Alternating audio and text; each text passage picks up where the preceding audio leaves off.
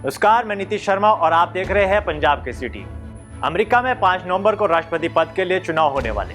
इस चुनाव में 24 करोड़ अमेरिकी नागरिक मतदान करेंगे। इस बार के चुनाव में डेमोक्रेटिक पार्टी की उम्मीदवार कमला हैरिस है और रिपब्लिकन पार्टी के उम्मीदवार डोनाल्ड ट्रंप। दोनों नेताओं ने चुनाव के लिए अपनी पूरी ताकत झोंक दी है। पूर्व राष्ट्रपति डोनाल्ड ट्रंप यह चुनाव जीतते हैं तो वह दूसरी बार अमेरिका के राष्ट्रपति बनेंगे। अगर उपराष्ट्रपति कमला हैरिस चुनाव जीतती है तो यह ऐतिहासिक हो जाएगा। अमेरिका के इतिहास में पहली महिला राष्ट्रपति बन जाएगी। अमेरिका में ट्रंप और हैरिस में कौन लोकप्रिय है और सर्वे किस ओर इशारा कर रहे हैं, आइए समझते हैं।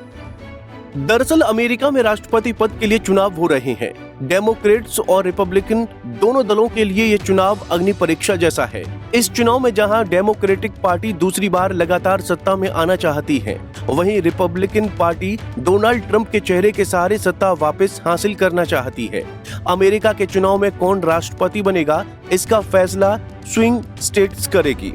अमेरिका में एरिजोना, जॉर्जिया, मिशिगन, नवादा, उत्तरी कैरोलिना, पेंसिल्वेनिया और विस्कॉन्सिन जैसी स्विंग स्टेट से तय होता है कि अमेरिका में कौन चुनाव जीतेगा।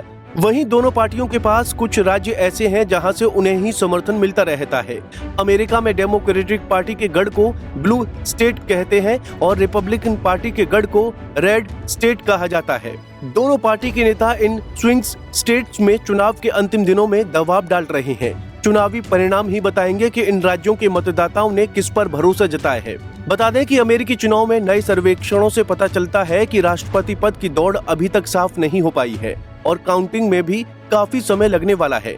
न्यूयॉर्क टाइम्स और सिएना कॉलेज के सर्वेक्षणों के अंतिम सेट में पाया गया है कि हैरिस को उत्तरी कैरोलिना और जॉर्जिया में कुछ बढ़त मिल रही है, लेकिन ट्रंप ने पेंसिल्वेनिया में उनकी बढ़त को खत्म कर दिया है और एरिजोना में अपनी बढ़त बरकरार रखी है। द न्यूयॉर्क टाइम्स के अनुसार सर्वेक्षणों से पता चलता है कि हैरिस अब नेवादा, उत्तरी कैरोलिना और विस्कॉन्सिन में बहुत कम मार्जिन से आगे हैं, जबकि ट्रंप एरिजोना में आगे हैं। इन सर्वेक्षणों से एक बात तो साफ निकलकर सामने आ रही है कि चुनाव कांटे की टक्कर का रहने वाला है। कमला हैरिस पूरी तरह से चुनाव में बनी हुई हैं और ट्रंप के ऊपर हावी नजर आ रही हैं। ऐसे में चुनाव परिणाम दिलचस्प रहने वाले हैं।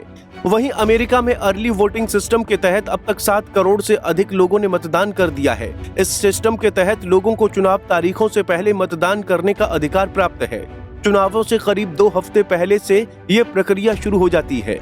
अमेरिका में चुनाव को लेकर हर राज्य के अपने नियम हैं। अमेरिका में इस सिस्टम के कई फायदे भी गिनाए जाते हैं, जैसे वो लोग जिन्हें वोटिंग डे पर कहीं जाना है, वो पहले से सफर में हैं या उन्हें कोई स्वास्थ्य संबंधी समस्या है। इस सिस्टम की वजह से उन्हें भी लोकतंत्र में अपनी भागीदारी सुनिश्चित करने का अधिकार मिलता है। अमेरिका में चुनाव के बाद गिनती कब होगी और परिणाम कब आएंगे? अमेरिका में राष्ट्रपति चुनाव के लिए 5 नवंबर से अमेरिकी मतदाता राष्ट्रपति के लिए अपना वोट डालेंगे। वोटिंग की प्रक्रिया करीब 20 दिन चलेगी। 25 नवंबर राज्यों के लिए डाक के जरिए मतपत्र स्वीकार करने का आखिरी दिन है। 17 दिसंबर इलेक्टोर्स अपने अपने राज्यों और वॉशिंगटन डीसी में मिलेंगे ताकि राष्ट्रपति और उपराष्ट्रपति का चयन कर सकें।